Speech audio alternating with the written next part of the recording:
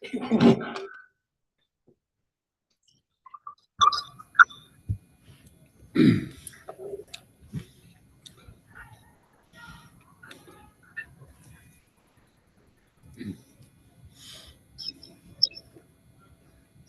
afternoon, everyone.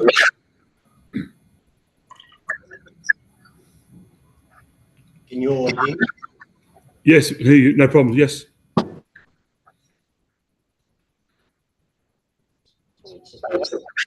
Okay. Well, good afternoon, everybody, and welcome to the Regional Development Assessment Panel meeting of the 26th of March. My name is Tony Arias, and I'm the presiding member. I'll introduce the other panel members. Lindsay Baxter, who's the deputy presiding member, to my left, and to Lindsay's left, Jason Hick, who's the specialist member. In relation to Part B, which is Town of Port Hedland, we have Mayor Carter, who's the local government member, and Councillor Blanco, who's also the local government member. In relation to Part C, which is the Shire of Northam, we have Councillor Girac, local government member, and Councillor Williams, also local government member. From the DAP Secretariat, we have Billy Sidgen, who's the Minute Secretary, and Zoe Hendry, who's Governance. So with those preliminaries out of the way, we'll go to Part A, and I will formally declare the meeting open at 1:04 and acknowledge the traditional owners and pay respects to elders past and present on which the meeting is being held. Panel members may refer to technical devices through the meeting to assist them in considering the information before them.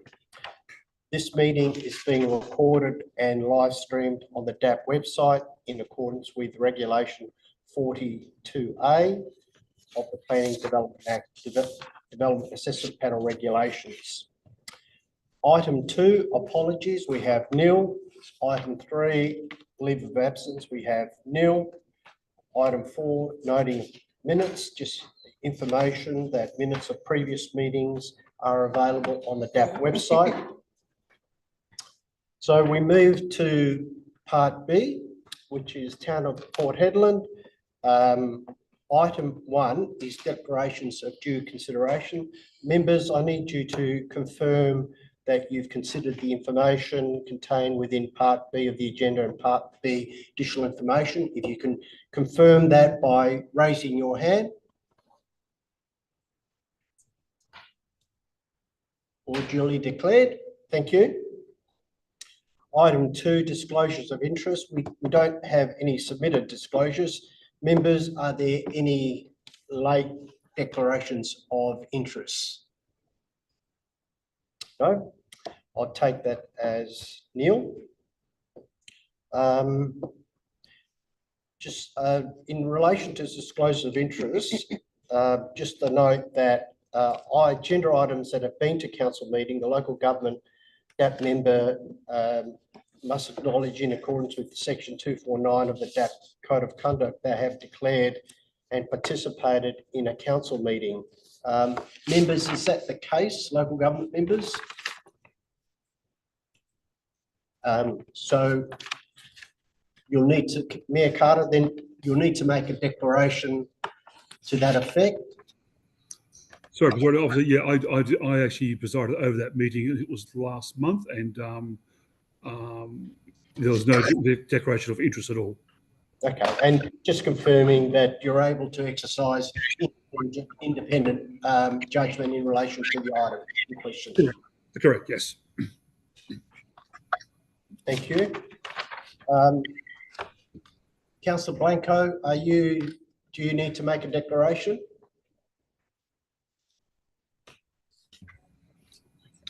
I can't see Councillor Blanco online at all.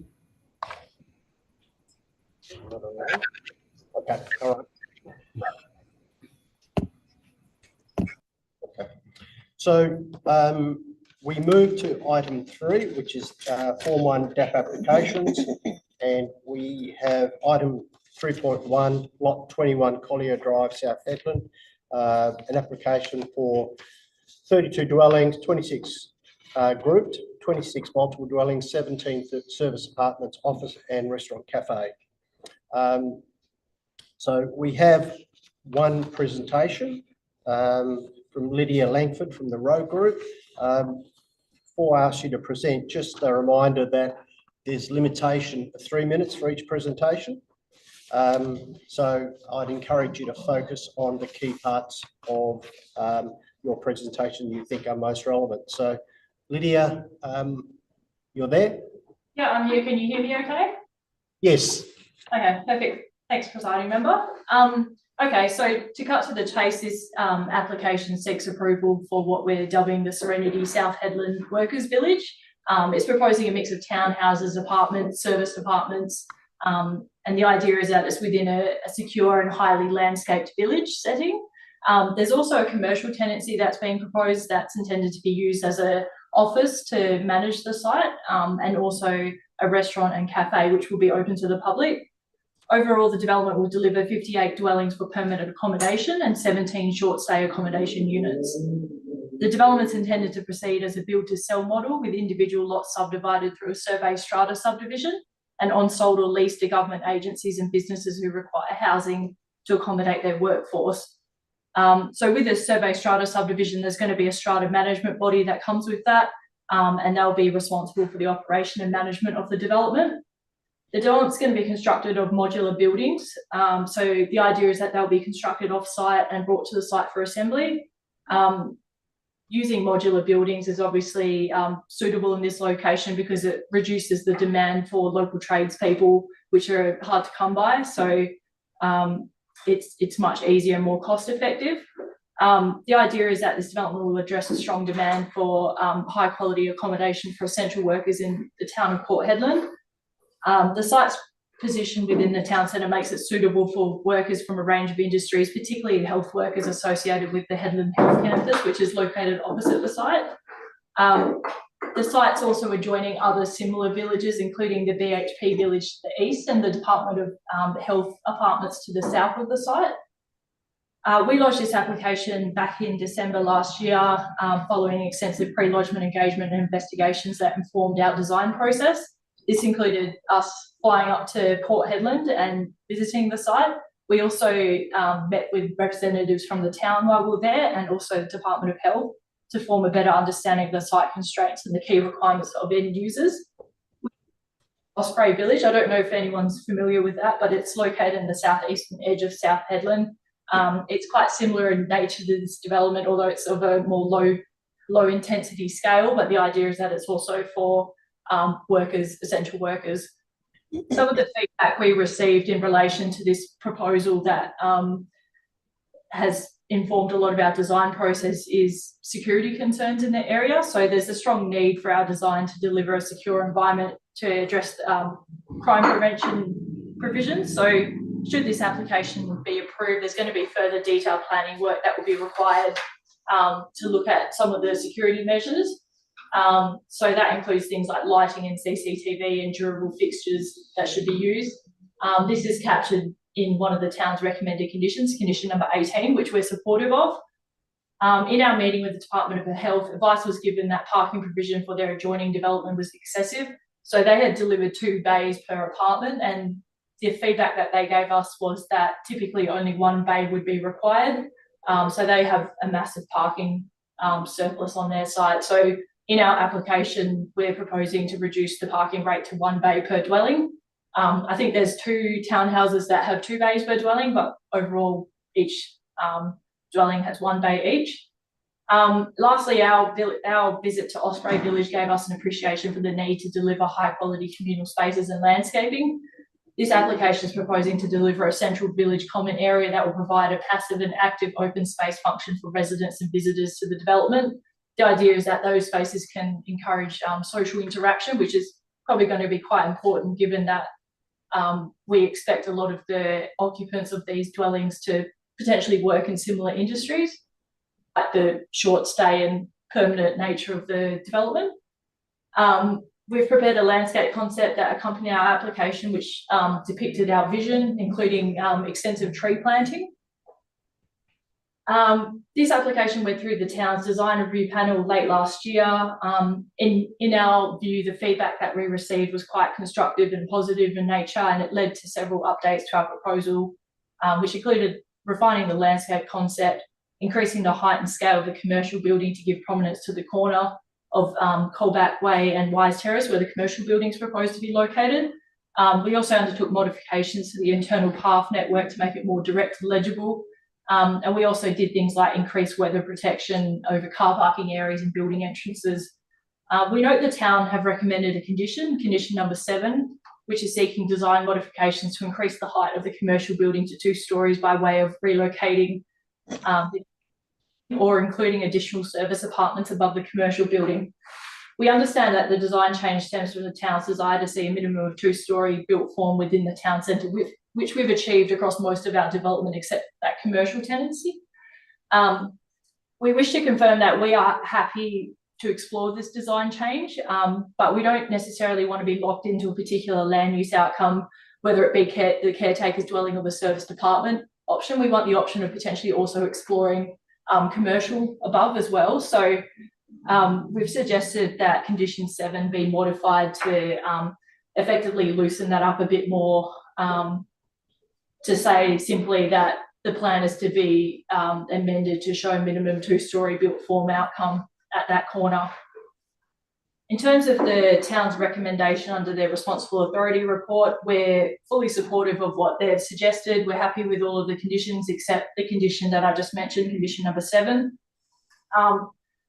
So aside from myself, we've got some other members here from our project team who are here to answer any questions should they be required, but otherwise that's the end of my presentation. Thank you. Thank you for the presentation. Members, questions of Lydia or their project team? Ms. Baxter? Thank you, Lydia, for that presentation. This is more a question on the model as to how this type of complex works. Given that the units are sold to companies or government for workforce accommodation, which is fairly reasonable, obviously, what happens if somebody who's living in one of those accommodation units resigns, is fired, no longer has a need to live there, and yet it's sort of become their home? How is that dealt with under the model? Well, it kind of works no differently to like a rental model. Like if you're falling out of favour, I guess, with your landlord, your lease can get terminated or whatever, so you move on effectively. Okay, and that's sort of in their contract, I suppose, when they go into the residential module, is that correct? Yes, I mean, I can't comment specifically on what would be written into the contract, but that's generally how it would work, yeah. Yeah, okay. And these units, notwithstanding being survey strated or subdivided, etc., are not owned individually, they're owned by employers effectively. Well, some of them might be retained by the developer and then leased to the government agencies. Some might actually be permanently on-sold to other parties, such as government agencies. It depends. We still need to go. Yeah, like leasing and selling land. I do understand it. Yeah, thank you. Yeah. Yeah, thank you. Yeah. Mayor Carter? Yeah, sorry, President. I obviously have one question for the developer. So, the time frame for the development, what is the time frame? Do you want to comment on that? Hi, Mayor Carter. Generally, our process, we've obviously been waiting for our final approvals, which we're hopefully going to achieve from today's meeting. Our next stage is subdivision approval and the civil works, which we anticipate probably 3 to 4 months. But what the intention is to, and the beauty of the modular process is that we can start building the modular buildings whilst we're doing the civil works. So it certainly fastens that process. We are looking potentially at some staging, rather than doing it all at one, and we've designed that to be able to produce the products sooner rather than later, and so that we can actually get we've got enormous demand from the hospital that are effectively waiting on the accommodation. So by potentially staging it, that allows us to deliver a lot sooner rather than later, and then we'll continue to finish the development shortly after. But by doing the modular, as I said, we get to run it concurrently. We can do the civils while we're doing the actual construction, and then that process will be extremely fast tracked. Okay, yeah, there is a market at the moment, as you know. I mean, Port Hedland is accommodation is such a major shortage. It's basically it's a handbrake on our growth of our town. So the quicker this development can get approved and get established, the better it is for our town and our community, because we all know accommodation in our town is really at a tipping point. We need so much more accommodation, and your project, what you're designed to build here, I mean, we'll probably need another 20 or 30 of those, because the accommodation is such a short supply, and being close to the hospital, I mean, yeah, it'd be great to see the project up and running as soon as possible. Yeah, and that's certainly our intention. Is the quicker we can get started, we're very much ready to go. We've activated all our discussions with Grove, the police, fire department, the hospital. We've got advice from them on what they need, and we're in fairly progressive discussions with them on getting it moving. Okay, yeah, great. Yeah, thank you very much. That's all. Thank you. Lydia, I had a question about condition 7. I think in your submission you said that you were opposed to it, but in your presentation, clarify, you thought it could be accommodated but modified? No, look, we're happy to explore doing some sort of 2-story built form outcome. We're just not necessarily wanting to be locked into the outcomes that have been suggested by the city's wording of the condition, which is either do caretaker's dwelling above the commercial unit or do more service departments above the commercial unit. We might do either of those options, but we also want to explore the option of doing a commercial use above as well. Ultimately, we still want to achieve a 2-story built form outcome, and we're not opposed to doing that. It's just we're suggesting that the condition be loosened up a bit more so that we can explore the opportunity to do other land uses other than just caretaker's dwelling and service departments above the commercial unit. So did you have alternative wording proposed? Yes, I do. I don't know if you got a copy of my submission, but I'm suggesting it be reworded to, prior to lodging an application for a building permit, amended development plans must be lodged showing a minimum 2-story built form outcome for the proposed commercial building at the corner of Wise Terrace and Coldbatch Way to the satisfaction of the town. Okay. Thank you.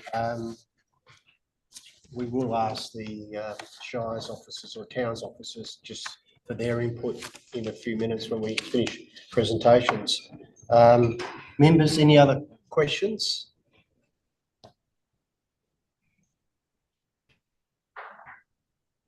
I did have one final one. Yeah, Lydia, you raised the issue of car parking.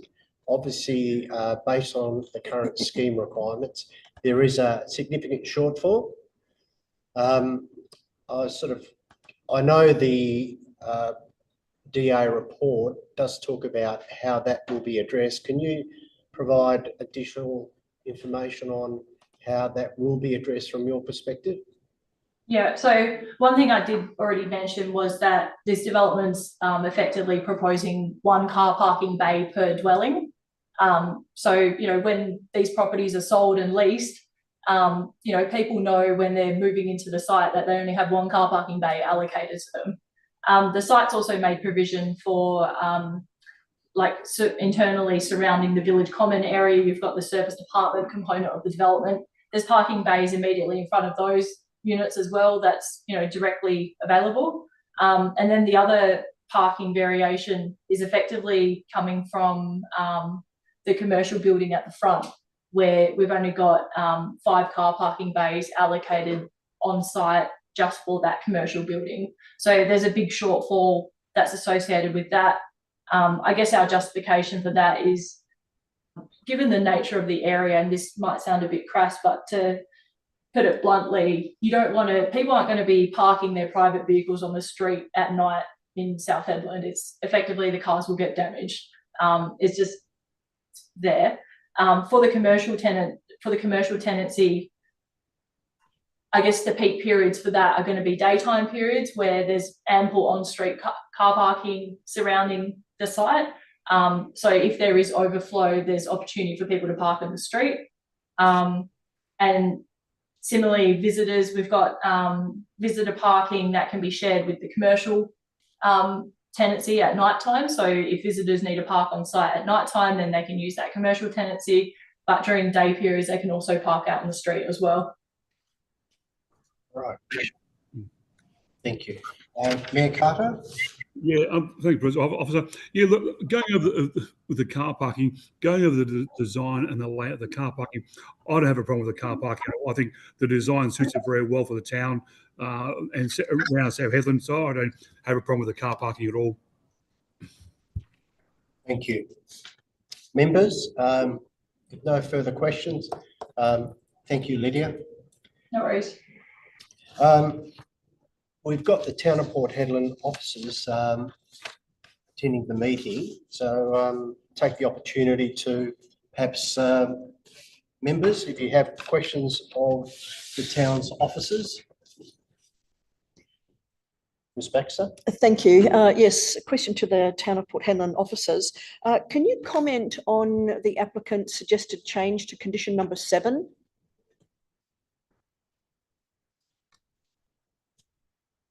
Yeah. Generally, the town would be supportive of that. I just don't understand the additional sort of ramifications in terms of shortfall if commercial floor space is proposed on the upper floor. We understood that if the caretaker's dwelling was relocated, it sort of maintained the status quo for the shortfall. We're supportive of, additional floor space in that area. It's just that it could be relocated from another part of the site. But generally, the idea is supported. We just don't understand what the further sort of implications are for additions to the shortfall. If that could be explained by the applicant in terms of what ideas they have. Okay, so to the shortfall of car parking generally. Yeah, if commercial floor space is provided there. Yeah. Okay. All right, thank you. On the issue of car parking, has the council adopted some sort of car park strategy for the town centre? For cash and lieu arrangements, or in terms of a strategy? Well, more generally, has the council got a car parking strategy? Not at this stage. The developments that have been approved previously by RDAP for the location haven't actually transpired to buildings, and we presently don't have any issues in terms of shortfalls or impacts of shortfalls in the location. We noted that there is land available for providing car parking within the town site, but at this stage there's no shortage or indication of any shortage implications that will require us to provide additional parking. It just on that issue, Mayor Carter's obviously indicated from his knowledge there doesn't seem to be an issue with car parking. There is considerable vacant land surrounding this site in the locality. Presumably in time that will be developed. And obviously there'll be need for car parking. Is that something the council has considered?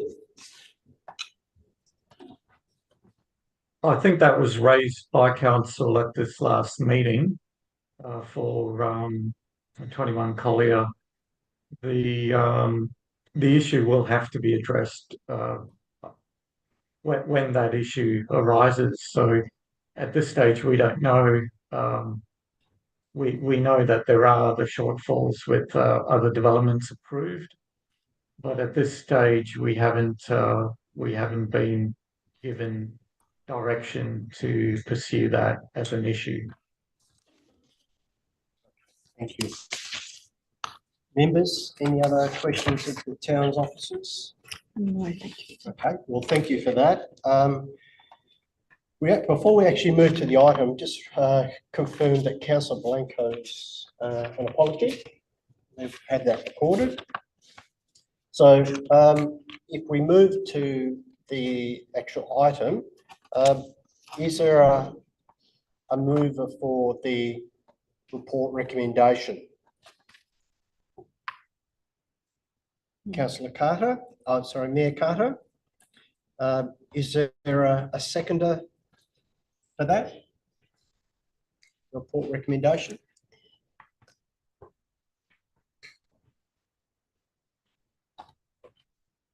Mr. Hicks. Mayor Carter, would you like to talk to the motion? Yeah, thank you, Presiding Officer. Yeah, look, I think the development itself, I mean, it blends in very well with what's going on in the area. We have a lot of development coming in that area. I think the development, the plan, it looks good. The car parking issues has been addressed. I mean, accommodation in the town is such a shortfall at the moment. And as I said before, I mean, the developments like this, we have other projects coming online, and the accommodation, like what they're designing, it looks good, it feels good, and I think it blends in very well with the town's atmosphere and what it's trying to do. So I think I'm looking forward to this development as other developments in the city centre, and it's basically to give the city centre a lift of life. It really will. So I'm really supportive of it. Thank you, Mayor Carter. Mr. Hicks. Thank you, Mr. Presiding Member. I'm comfortable with to support the motion, and based on the responsible authority report that has been put to us, like support the recommendation, and noting the use is appropriate given the planning framework, and the development that is proposed likewise is suited to its setting, its location and context. I mean, and from a use point of view, just noting obviously it's providing some diversity of housing, and by the sounds of it is quite needed. I note the car parking shortfall, but however, given consideration not only to the responsible authority report and the consideration of the numbers and how that shortfall would be carried in given the use in the area, but also just the questions and discussion on that today. That was probably one of the key things I was mindful of. But that being said, I'm overall happy to support the application, the development proposed, and will be voting accordingly. Thank you. Thank you, Mr. Hicks. Is anyone opposed to the motion? Could I just clarify? I think the motion that's been moved is to the recommendation that is at the front of the RAR, which is what the mover and seconder have done, not the alternative officer's recommendation, which includes condition 7. Could I just have that clarified, and that the mover and seconder are aware of that? Yes, I'm aware of that, yes. Okay. Okay, so Mayor Carter, just to clarify, the motion you've moved does not include condition 7. Correct. Okay. So Hicks, you're comfortable with that? All right. Ms. Baxter, did you? I would have supported the officer's recommendation with the inclusion of condition 7, but as suggested, with a modification by the applicant and with a further modification that I would propose. So I'm not quite sure where that puts me in relation to supporting the development generally. Okay. I'm prepared to put that as an alternative motion, should that be appropriate. Or a modification. Or a modification, Okay. yeah. I will be supporting the motion. I think it has been indicated the proposed uses are capable of being approved under the scheme, and they are consistent with the planning framework. I think given the location and the surrounding uses, including the health campus, the aquatic centre, the library, the South Hedland Shopping Centre, I think it's an appropriate location for this type of use. I must admit, I was somewhat concerned about the deficit of car parking, and given the comments provided by the town's officers and reinforced by Mayor Carter, I'm prepared to accept that the city has plans in place to address car parking. However, I would encourage the town to address that in a more comprehensive manner, because we're likely to get further developments in and around the locality. So on that basis, I would support it. I would also support a modification to include a condition similar to what was proposed by condition 7, because I think that's appropriate.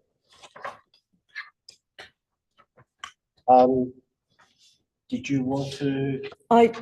Can I move alternative motions or additional motions to that? Or additional condition? Yes, alrighty. I guess first of all, I'd like to just speak to the development generally. So the application before the panel is for a combination of grouped and multiple dwellings, serviced apartments, an office and restaurant cafe. The land is zoned town centre in the town of Port Hedland local planning scheme, and the uses are either permitted or permitted at the discretion of the decision maker. The proposal complies with the strategic intent for the locality under the South Hedland Town Centre Development Plan. I'm comfortable that the uses are appropriate on the site and form an extension to similar land uses in the wider street block and precinct. The applicant has undertaken a self-assessment under the residential design codes, and the proposed development exhibits a high degree of compliance. The proposed development has received an acceptable assessment against the principles of good urban design by a design review panel. The model for residential occupation and management appears to be becoming popular and hopefully will result in a good urban outcome. It also represents a needed increase in housing in a major regional town. As other panel members have said, I was a little apprehensive about the shortfall of 60 car parking bays. However, I note the reasons advanced by the town officers and the applicant to justify the shortfall. And at this stage, I don't propose to suggest that this be brought into greater compliance, as the site is in a very walkable catchment to the commercial parts of South Hedland. I might caution, as the presiding member has also indicated, that every time a car parking shortfall is granted, there's a cumulative effect, and the end result is sometimes that the local government and the community have to bear the cost. Nevertheless, I'm prepared to support the application for the reasons I've outlined and the assessment undertaken in the Responsible Authority report. The motions I foreshadow are simply to correct a couple of the conditions which are typographical errors, so I might bring those forward now if I can. Condition number 1 just has a typographical error in it, in that the word joint development assessment panel, so the word joint needs to be dropped because we are now just development assessment panels. So that's just a procedural thing, I suppose. Now, I would insert condition 7 sort of along the lines of as were suggested by the town's officers, but with a little bit of an adjustment in relation to the wording that was proposed by the applicant. So the condition I would suggest for condition 7, which is a new condition 7, I guess, would say, prior to lodging an application for a building permit, amended development plans must be lodged showing a minimum 2-storey built form outcome for the proposed commercial building on the corner of Weiss Terrace and Coalbatch Way to the satisfaction of the town. I would add to that, subject to the final use proposed, any additional car parking required is to be addressed. Members, are you clear on that motion? Yep. If someone could bear to second that motion, I will second it. Ms. Baxter, do you want to talk to that? I guess the reason for that is that this issue of the built form was brought forward in the design review panel and obviously supported by the town of Hedland officers. So it's a built form matter, which I think is appropriate to be addressed, and the applicant has actually agreed with that. Their contention was simply in relation to the land use. I think the condition gives enough flexibility in relation to the land use, and picking up on the points that the town officers have made, they're just a little bit unsure of the car parking. So it can be addressed with respect to the second part of the condition that I've suggested there. Thank you, Ms. Baxter. As a seconder, I would propose to add any further comment. other than to say it is consistent with what the design review panel suggested. Is anyone opposed to the motion? If not, I'm going to put that. So we have a new condition 7. All those in favour? Okay, so that's unanimous. Thank you. Ms. Alrighty. Baxter, the change in condition 1, I think we'll deal with that administratively. It's simply a correction, so that's fine. Thank you. Now, bearing in mind that the conditions will be renumbered with the insertion of condition 7, I guess what was condition 9, that would now become condition 10, I think. Let's turn to that. Okay, again, there's just a minor typographical error in that condition. Kind of in the second part of the condition, it says a detailed stormwater management. Just the word plan needs to be inserted in there. So if that can be dealt with as a procedural kind of thing. I'm sure we can deal with that administratively. Thank you. What would also then become, curiously, condition 13, just some minor rewording in that. This is to do with the existing trees in the verge. I put that it should perhaps be worded to say, prior to the commencement of site works, any existing trees on verges worthy of retention must be protected, and the rest of the sentence to run on from there. So I'd include, rather, because the sentence at the moment just says the existing trees on verge. So I'm suggesting that it says any existing trees on verges worthy of retention must be protected. It retains the integrity of the condition. Okay, we'll deal with that as a modification to condition. Thank you. Is someone prepared to second that? Mr. Heath? Ms. Baxter, did you want to talk to that? Or? When I looked at the plans, I could only see from aerial photographs trees appear to be on one verge, but it was a little bit unclear. So I think that just allows flexibility in that condition, and certainly retaining trees in a town centre is important. Okay. So did you want to make any comment? Yeah. No? Okay. Is anyone Carter? Yeah, sorry, so a comment about the trees. I walk past that place nearly every second day, and the trees are on the verge. There's probably only about 5 trees on the whole verge. There's not many there at all. They're not very big trees. They're like a shrub. They're not very big at all. Okay. Yeah. Thank you. All right. I'm going to put that. All those in favour? That's unanimous. Any other condition changes? Thank you. I don't have any further. Thank you, Presiding Member. Any other member looking to change conditions? No? So we've accepted 2 changes to conditions. Mayor Carter, as the mover, did you want to close debate? Final comment? Yeah, look, just final comment. As I said, I mean, I'm looking forward to the development. I understand everyone's concerns about car parking and so forth, and trees and so forth. You know, great to have that open debate about things. But look, looking forward to the development. It's something that is needed, and yeah, can't wait. Really can't wait for it. Because I mean, at the moment, it's a block of land in the city centre. It's bare, it's barren. So to have some development on there with some restaurants and that would be fantastic.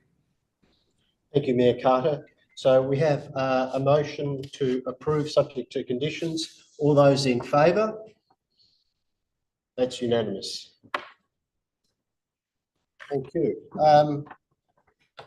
Just item 4 is Form 2 applications. We have Neil. Item 5, Section 31, SAT reconsideration. We have Neil. Representatives from the town, you're welcome to participate or listen in. Otherwise, you can enjoy the rest of your afternoon. Thank you. Thank you. Thank you.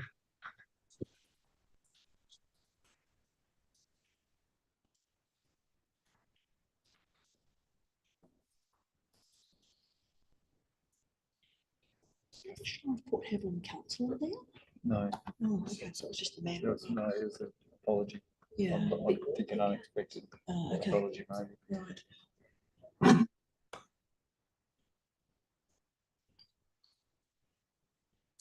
Agenda item. I just wondering why there wasn't the additional town of Port Hedland council. two from Northam. Yes, yeah, sorry, I don't know why Mr. Blanco was an apology. Sorry. I mean, I would have got another council member in if I had known. It was, yeah, I'm sorry about that. Yes. No problem. That's okay. Mayor Carter. Yeah.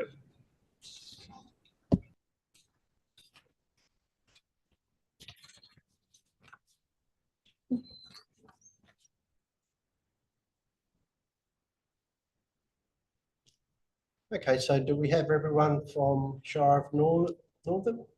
Yeah. Councillor Williams, Councillor Girac, yes. And we've got officers there. And we have applicants representative. So is that everyone? Yep, terrific. Okay, so we move to part C of the agenda, and it's Shire of Northam.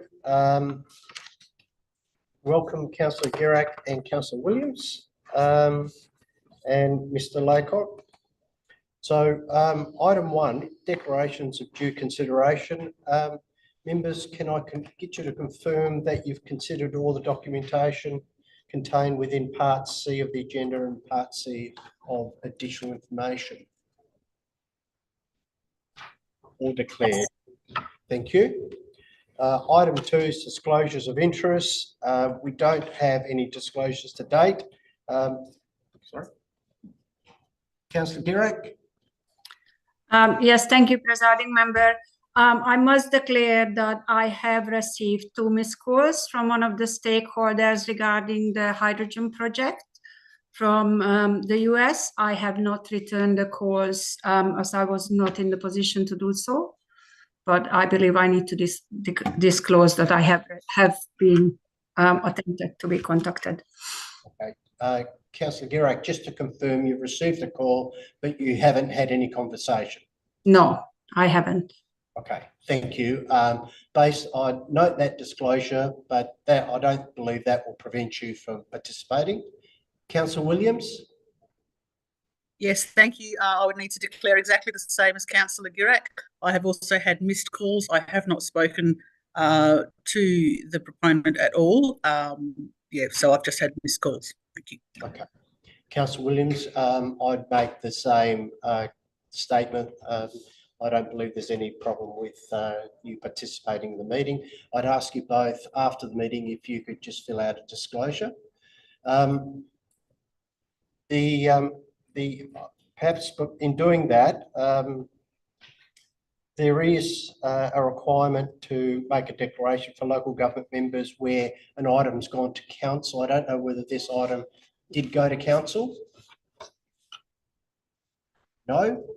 Okay, in which case you don't need to make that disclosure. Right, members, any other? No? In which case we move to item 3, Form 1 DAP applications, and item 3.1, which is lots 6 and 7 Northam York Road, Malackine, proposed hydrogen plant. And we move to presentations. Ben, you're the first presenter. I remind you that with the new regulations, you have 3 minutes to complete your presentation. So over to you.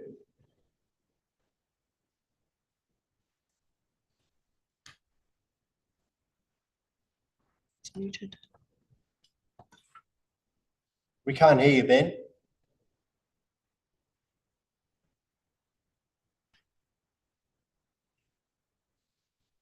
Try again now. No. Have to check your microphone input, Ben, just make sure it's connected to that headset. Is that any better? Yeah.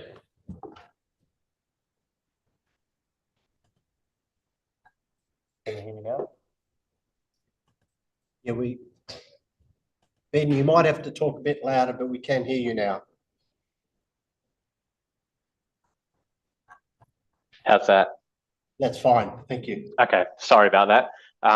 So yeah, for those who haven't met me previously, my name is Ben Laycock from Altus Planning consultant that has been assisting the applicant Infinite Green Energy with their development application.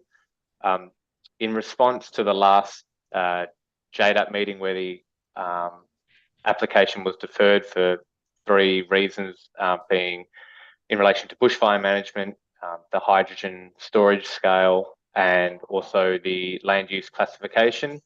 We provided the additional information material, which included an updated set of plans for consideration, the updated bushfire management plan, and confirmation of emergency access agreement, a response on the on-site material storage, and a response on the land use classification issue.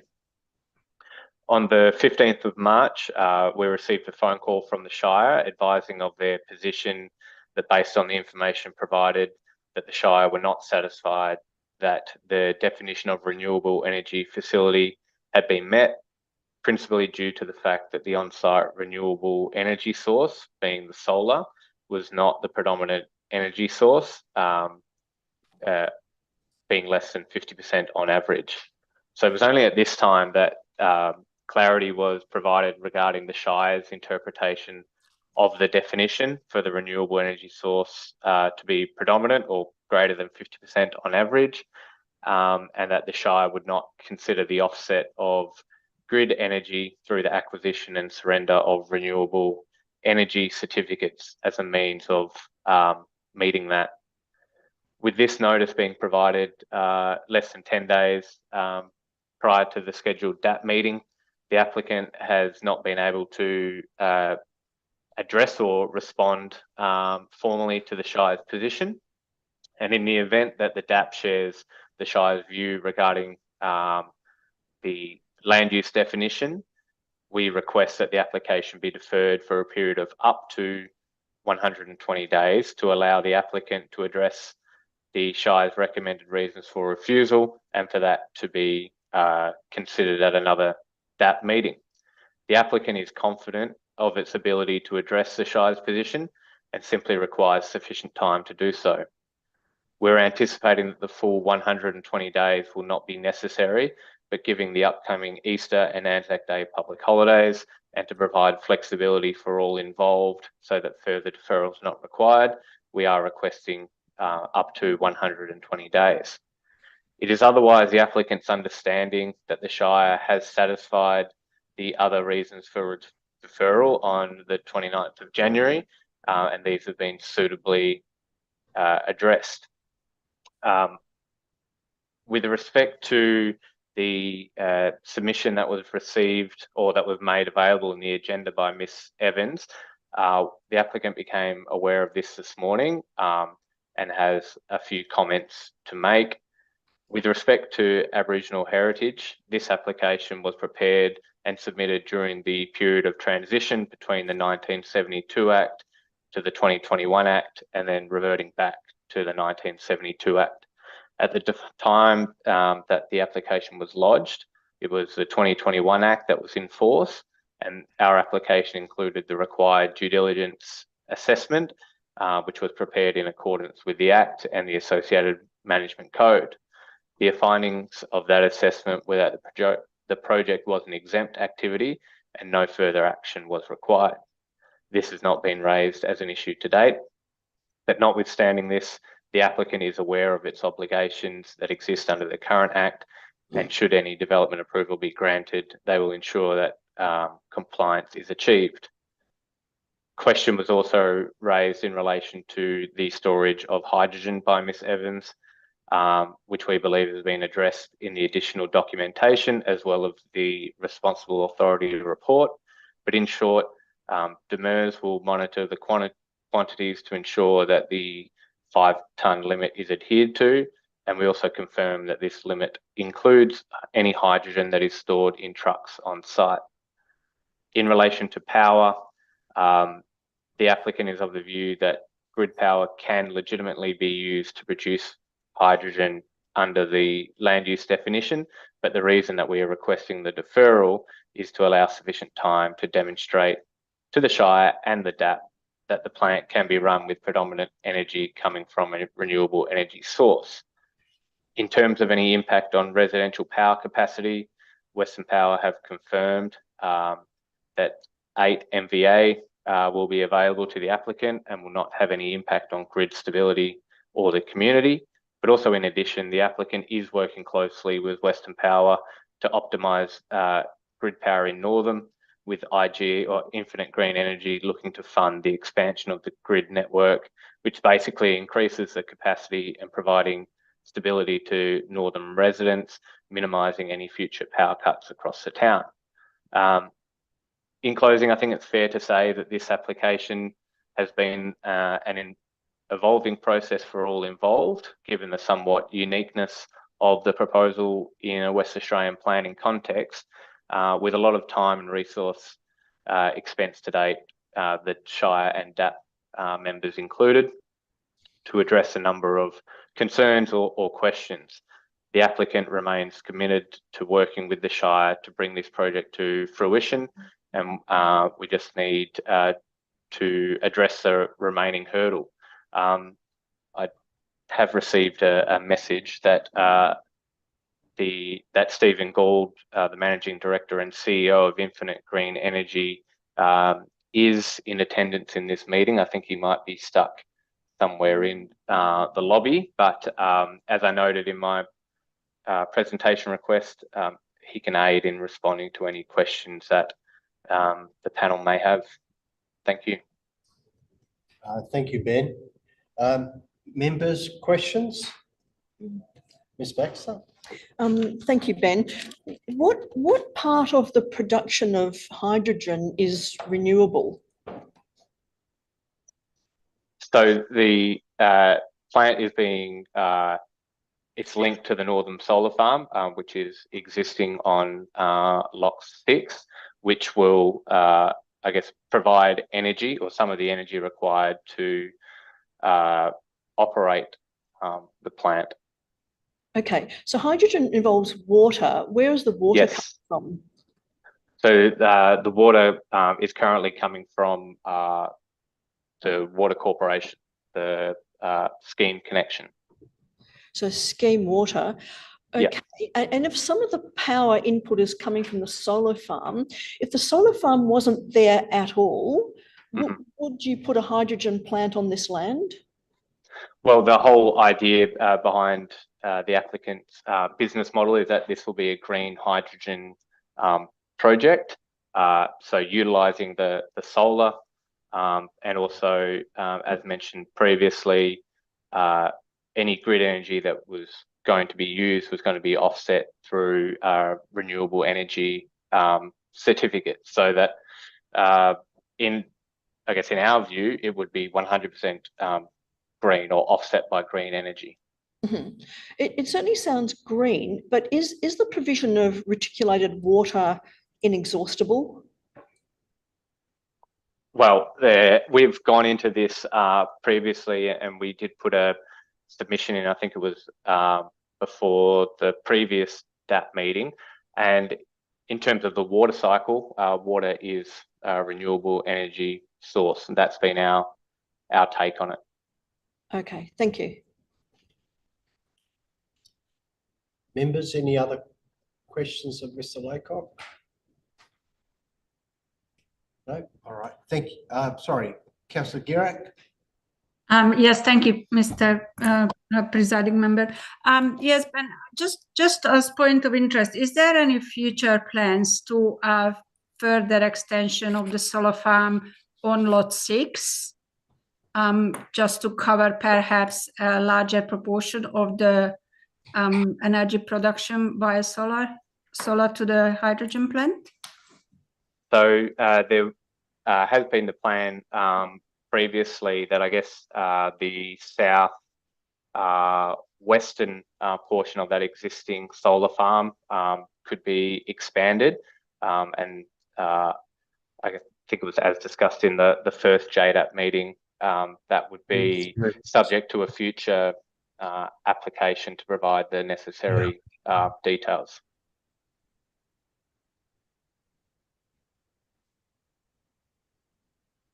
Thank you. And just a subsidiary question regarding to that.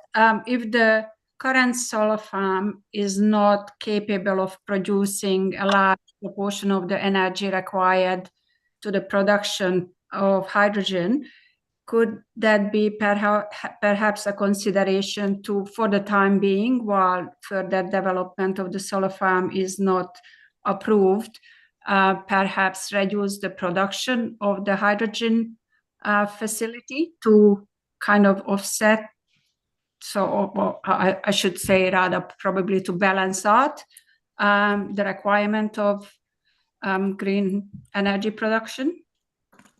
Sorry, so if I understand your question, it's that could the plant potentially be reduced in scale, at least initially, so that the solar that we do have available could achieve the 50% threshold? Yes. Is that the question? Yeah. So that, I guess, is certainly a consideration. That's something for the applicant to consider in terms of the feasibility of that. But as part of the deferral period that we are requesting, that can certainly be something that is considered to address this threshold question. Thank you. I think just to stay in gold here, Managing Director of Infinite Green Energy, to add to that last question, the hydrogen plant is the long lead item. The solar farm is not a long lead item. So the solar farm can be expanded a lot simpler than any hydrogen plant. So the time is around the approval process, and then the long lead items, and then the construction. So the solar farm is the existing solar plus the expansion. In currently block 6, and any expansion that we were looking at was going to be in the same boundary fence that's already been approved 5 years ago. So we're not looking to increase any solar on block 6 that was not already part of the original development, and any solar expansion would be within the boundary fence that we already have. So we're not looking to go any larger than the existing boundary in the fence that already exists. Thank you, Mr. Gould. Just point of clarification, Council. Obviously, what we consider is what we have before us. What may or may not happen in the future is not relevant to the application. Members, any other questions of Mr. Laycock? Ms. Maxer? I do have sort of a technical question, which perhaps Mr. Laycock or Mr. Gould could answer. How much water is required to produce a tonne of hydrogen? That'd be part A of my question. So how much water is required to produce a tonne of hydrogen? Ben, you're on mute again. It's less. It's about 18,000 litres is the number, and the water that we're using is actually so you've got the 2 main pipelines from Perth to Kalgoorlie, 1 metre diameters. We're not tapping into them. There's an old pipeline that runs right beside the facility that's roughly 4 inches in diameter. There's very little water gets used out of there, so Water Corporation have asked us to use that legacy pipeline that we can tie into within 60 metres to the boundary of the hydrogen fence, and they've offered that water for the foreseeable future because it's spare capacity. Okay, thank you. So 18,000 litres of water to produce 1 tonne of hydrogen. And what power input is required in megawatts, or however you measure power? Our engineers here are just making some quick calculations. It's about 50 kilowatt hour per kilogram of hydrogen. 80 kilowatts. Okay. Yep. All right. Thank you. Got that. Yeah, and when you look at it, a farmer uses more water irrigating a field on vegetables than what we use making hydrogen. So the farmer uses more than what we need on a daily basis. Thank you. Members, any final questions? If not, Mr. Laycock, thank you. We now move to the Shire of Northam officers. Sorry. Oh, sorry. I didn't see Leanne Evans. Leanne, are you there? Leanne? She's on mute. Yes, I'm here. Yeah, my apologies for missing you off the list. So you can hear us clearly? Yes, I can. Okay, so happy for you to begin your presentation. As Okay. early, about 3 minutes, please. Yes. I understand everyone's read my presentation, so I won't go over that. I'd just like to say I printed off an Aboriginal Cultural Heritage Inquiry System, and the river is actually highlighted in pink, which means it's part of the Aboriginal Cultural Heritage Register. So I do believe that more research has to go in that before any civil works are undertaken anywhere near the river. I know the current people doing civil works over in 2J are in trouble, and that the current energy provider has spent months working with them. Also, the amount of hydrogen on site being under 5 tonnes, the plan for the plant originally was 60 trucks a day. And I want to know if the original plans, when it's at full capacity, which is the 60 trucks a day, if the amount of hydrogen on site will still be under 5 tonnes according to DEMA's regulations. And the other thing I'd like to point out is the solar farms on lot 6, which is green, and the hydrogen plant, which is an industrial plant with the required security fencing and bitumen and hazardous materials, is on lot 7. They're currently completely separate, which means there's no tie to the hydrogen farm to its source of green energy. And only using 50% of green energy does not make an industrial plant green. Thank you for listening to me and accepting my proposals. I appreciate it. And I forgot to introduce myself. I'm just a Northam ratepayer. No knowledge about hydrogen and zones, but I've learnt a lot. Thank you. Thanks, Leanne. Don't go. There may be questions. Okay. Members?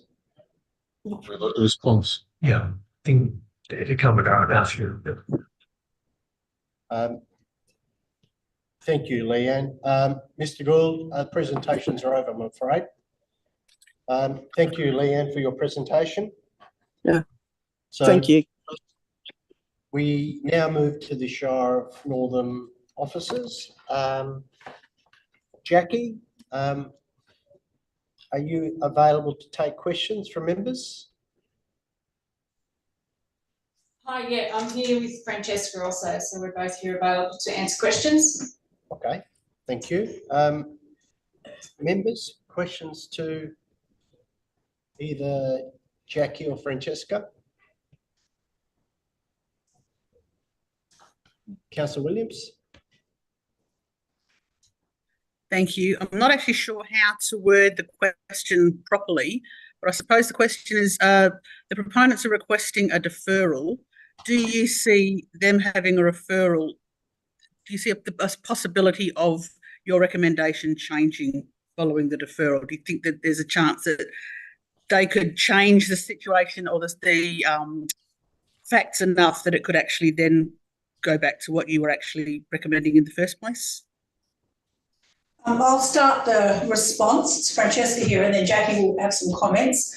I suppose my starting point would be to concur with Ben that this process has been an evolving process and it's quite unique as a proposal.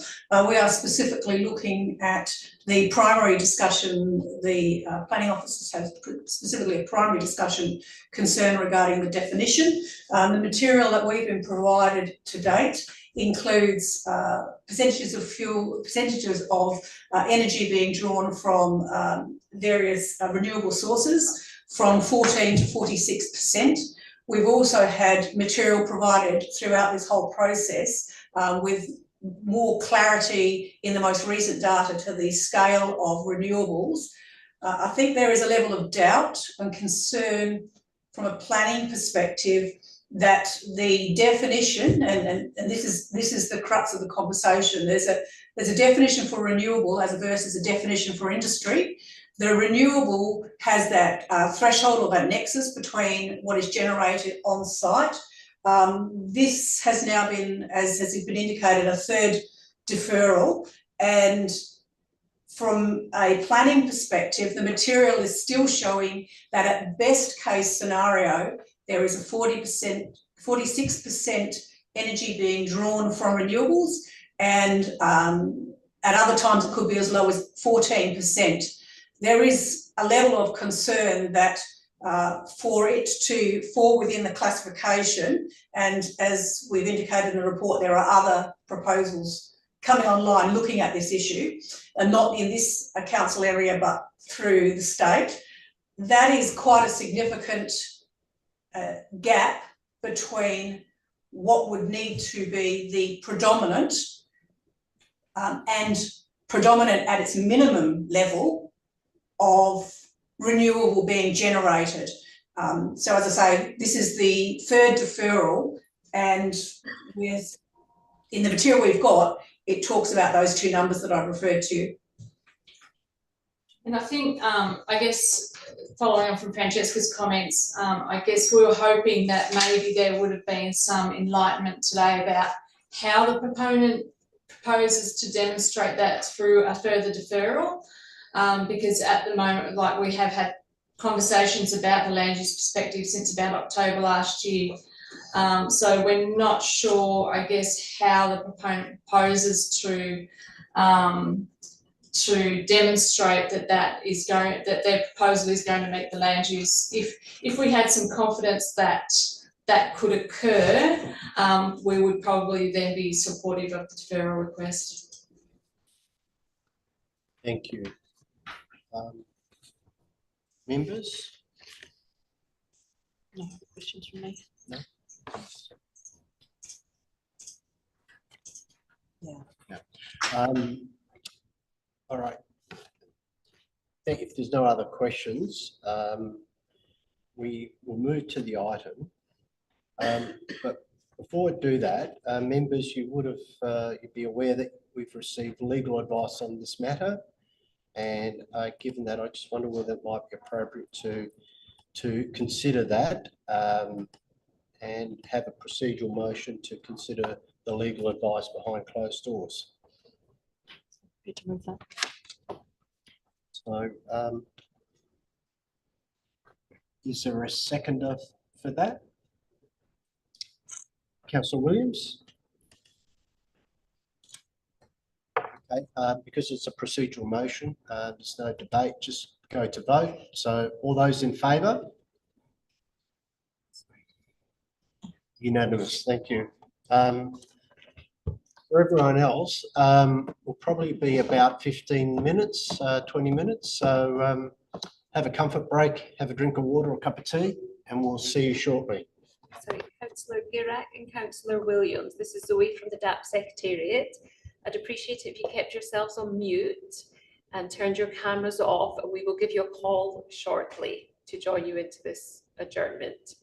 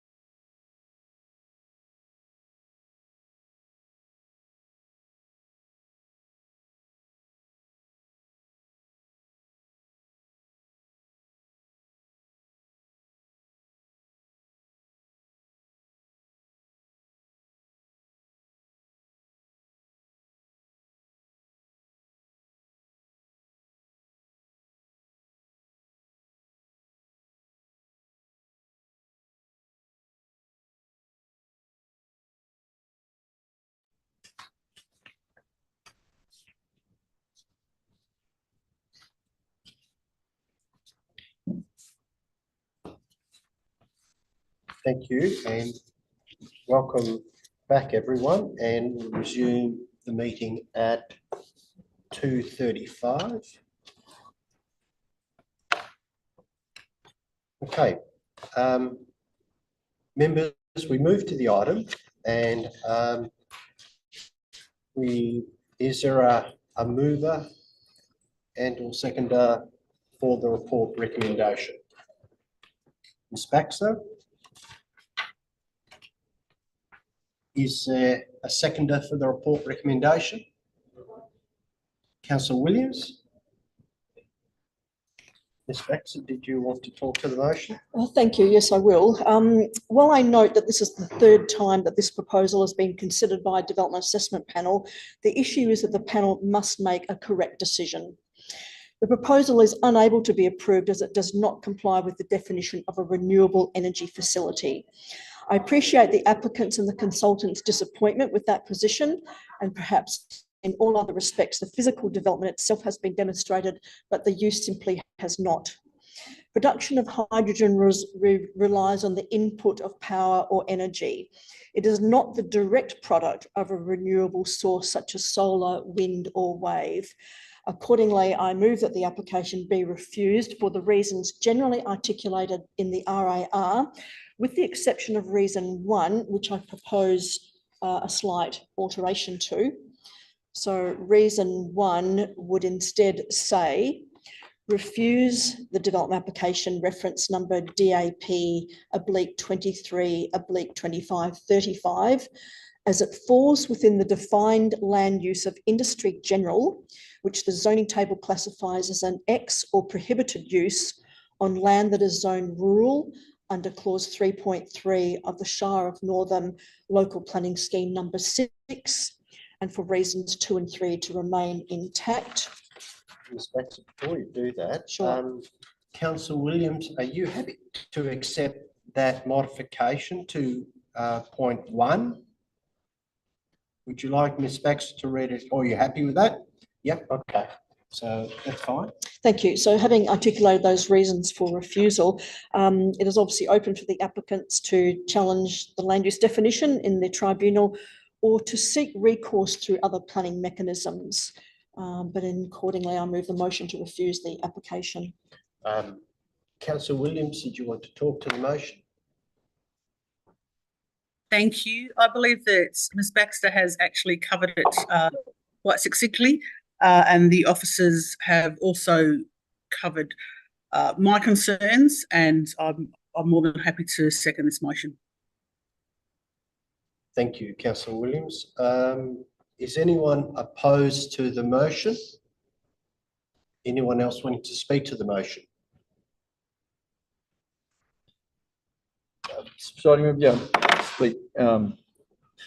I've given the responsible authority report that we have in front of us and the recommendation.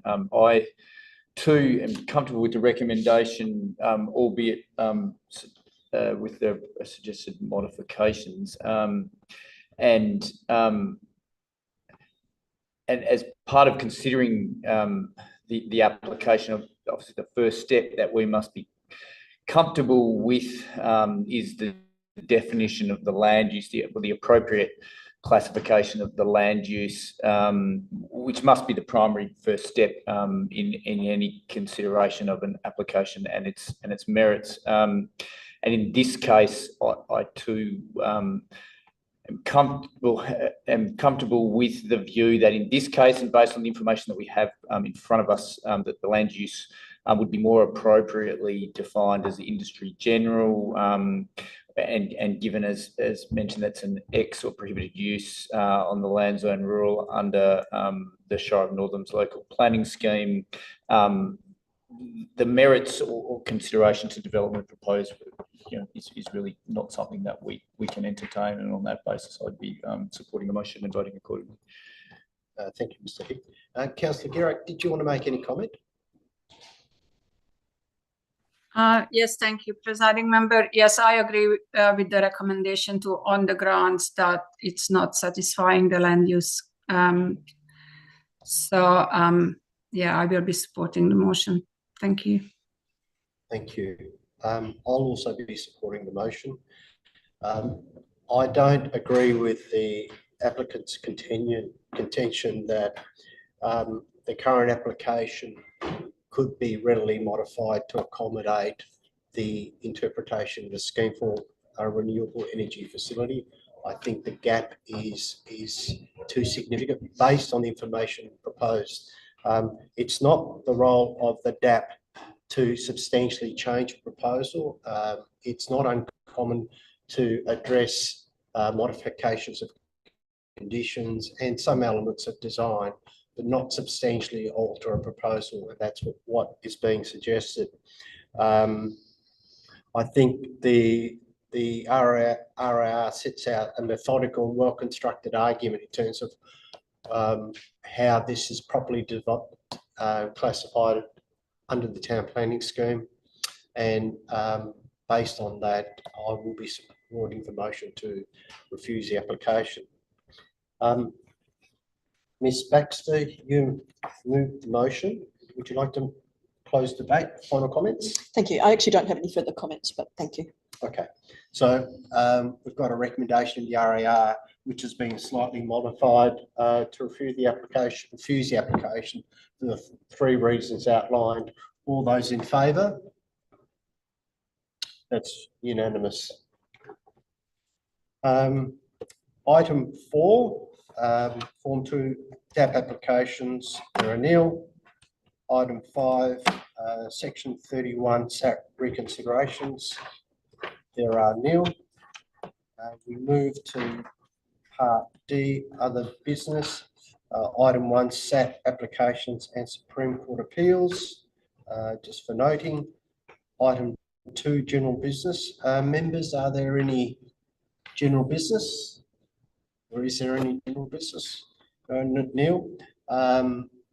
Members, applicants, and officers, thank you for your time this afternoon, and I declare the meeting closed at 2:42. Thank you. Thank you.